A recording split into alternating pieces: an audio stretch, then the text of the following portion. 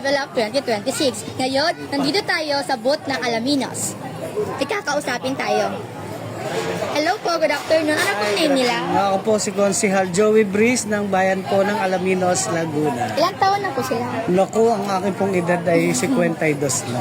Bata pa po. So ano pong masasabi niyo po sa experience niyo po ngayong Anilag Level Up 2026? Ang Anilag Level Up 2026, sa totoo lang, ay napakagandang programa po ng ating GovSol. Kasi dito po natin makikita kung paano po nag-transform from other Anilag to Anilag Level Up 2026. Dito natin makikita kasi yung pagkakaiba. Kung ano yung mga idinagdag na talagang makikita natin na tao at saka ang mga programa ni GovSol at talagang yung mga ramdam po ng bawat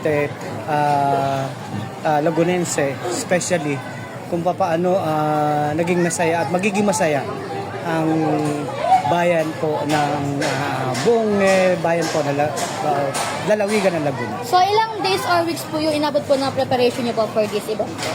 For this event, especially dito po sa ito naman, uniform na po itong booth na binigay po sa bayan ng Alaminos. Then ang event, kagaya po nung mga nag-participate from different category, kagaya po ng Zumba, sayawit, at saka yung pong tunog 80s and 90s. Ang preparation po talaga hindi ganun kabilis, hindi ganun kadali. Kumbaga namuhunan po kami ng pawis, dugo para lang po makapag-perform mapasaya ang buong Laguna. Thank you so much po!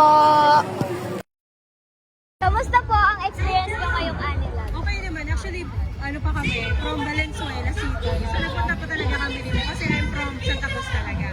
Tapos, yearly, as much as possible, gusto ko mag-ano dito kasi yung experience is masayang tignan yung bawat namin, bayan. Tapos, in at the same time, hindi mo na kailangan pumunta doon kasi dito na one-stop shop. Ano po yung mga experience nyo ngayong Anilag? Yung food. Ang daming food. So, nakakatuwa. Yung iba affordable. Tapos, yun nga, masarap. And at the same time, bawat stall dito, talaga nag-represent ang bawat bayan sa amin. Kamusta po ang experience nyo ngayong Anilag?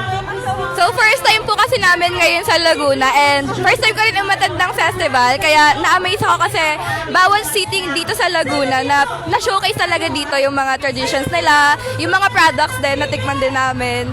Nakainom pa kami ng lambanog doon kanina. Ayun lang. Ako po super na-amaze po ako kasi like sa isang area po, nandito na po lahat ng makikita nyo na highlight ng Laguna.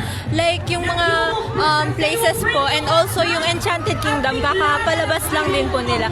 So for me po, super amazing po siya kasi it's such an experience na ang dami nyo pong makikita about the Laguna and ang dami nyo rin pong mauuwi na kung makakabili din po kayo. So ano po yung mga experience nyo ngayong Anilag? Ngayong Anilag siguro yung natikman namin yung mga foods na tinda dito. Tulad ng ano yung tinikman, yung binili nyo kanina? Yung buko tart po, ngayon lang po ako nakarinig nun and ngayon lang din po ako nakatikim. So, for me, ang amazing po kasi parang ang unique po ng concept na meron po. Thank you po. Ano pong Hello pangalan po, nila? good afternoon. Ako nga po pala si Janet ng Sabut ng Paite. Ilang taon na po sila? 48. So, ano po experience niyo po ngayong Anilag Level Up 2026? Kakaiba ngayon yung experience namin sa Anilag, which is 4 years na ako kasing tumatao at nagtitinda sa Anilag ng produkto ng aming bayan.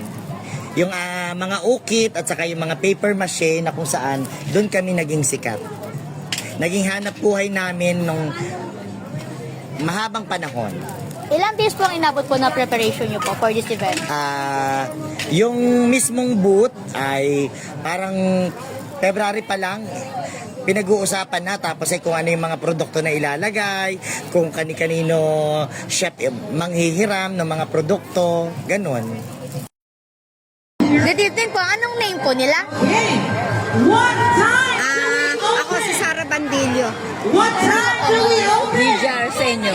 Ilang years na po kayong best friend po? Elementary pa. So ano pong masasabi niyo po ngayong Anilag Level Up 2026? So far so good. Kasi nakikita naman natin yung tao na nag-e-enjoy lahat. Diba? Okay lang. Kasi ako na may nakikisama lang sa kanila. Taga San Pablo kasi siya. Taga Gatid. Gatid, Santa Cruz, Laguna. Ilang alas po? Thank you po. Kamusta po ang experience nyo ngayong Anilag? Okay naman, nakakatuwa kasi sobrang dami ng tao at alam namin na nakilala yung products namin. At lagi kaming sold out. Thank you, Lord. And same po, bali napunta kami dito ng hapon, then 2, tapos by 5 nakakauwi na din kami. Sobrang dami ng tao. Yes. Saka First time na, sobrang organized ng Anilag ngayon. yes. First time ko dito. First time ng products namin dito. And tinangkilik siya ng marami. And sobrang thankful kami sa lahat ng mga nagpupunta. And by the way, from Rizal, Laguna po pala kami. Bali, ano po yung experience nyo ngayon? And yung sa mga booth po, ano po ang masasabi nyo? Sa booth, creative naman nila. Tapos, masasarap din yung mga food na, nila. Actually, paborito namin yung sa Kagumio, yung buko roll. Tapos, regarding naman sa experience, okay naman yung flow ng mga program. Tapos, ayun nga, organized siya, tsaka walang, hindi naman nagkakagulo. Ayun. So, bali, ayun, ganun din. Magaganda yung mga booth dito. First, yun nga, kasi first time ko dito, so hindi ko pa na, pero ang gagaling, napaka-creative ng lahat ng mga gumawa. And, yun, malinis yung grounds mismo. Tapos, parang safe ka kasi nagkalat talaga yung mga pulis. Thank you po! Thank you so much!